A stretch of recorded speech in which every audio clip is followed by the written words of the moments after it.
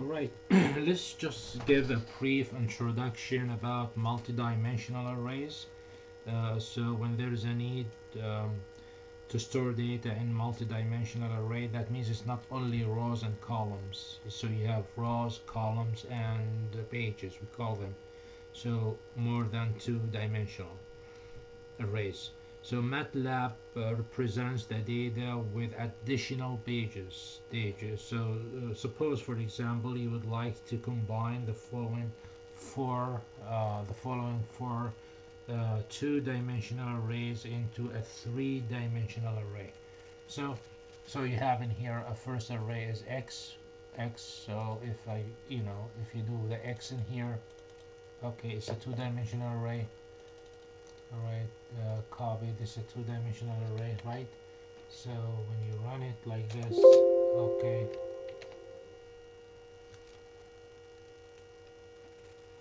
let me copy it here.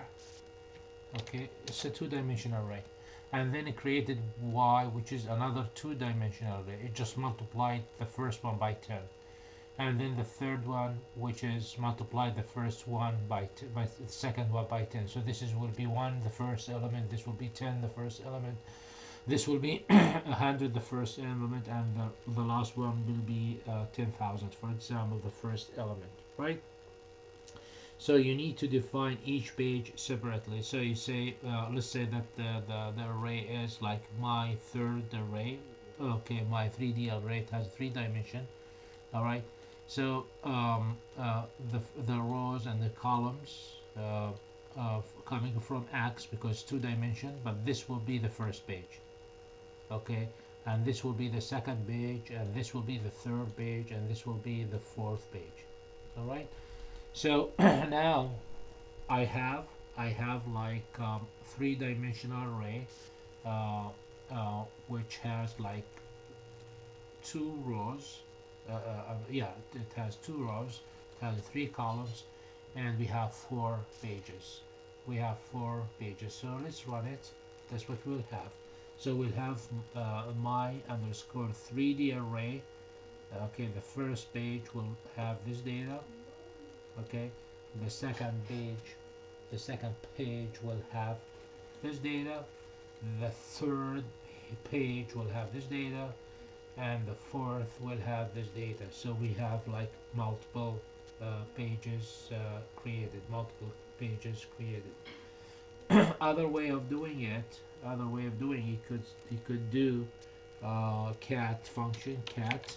Okay, the first element will tell you the first field will tell you the first field, and the function it will specify which dimension to use to concatenate. So third dimension, and then after that we're gonna concatenate 4 two-dimensional arrays: the x, for example, the y, the z, the w. All right, and it will give you the same result. So either use the cat function, or you could use this way. So cat function is much more easier to create a 3 dimensional array. So I could comment this, add it in here, this one, the cat, and again you see in here we created like a 3 dimensional array. All right, dimensional array. So we have rows and columns, and we have pages. So we have 4 pages. You could have more pages. So you could have you could repeat it, like for example y, z, whatever, repeat that. So this will be like 6 dimensions. As you see, it will be a 6 dimensions, a 3 dimensional array, but we have 6 pages, and so on and so forth. So it could get very advanced and very complicated, but bottom line, we are able to create multi-dimensional arrays using MATLAB.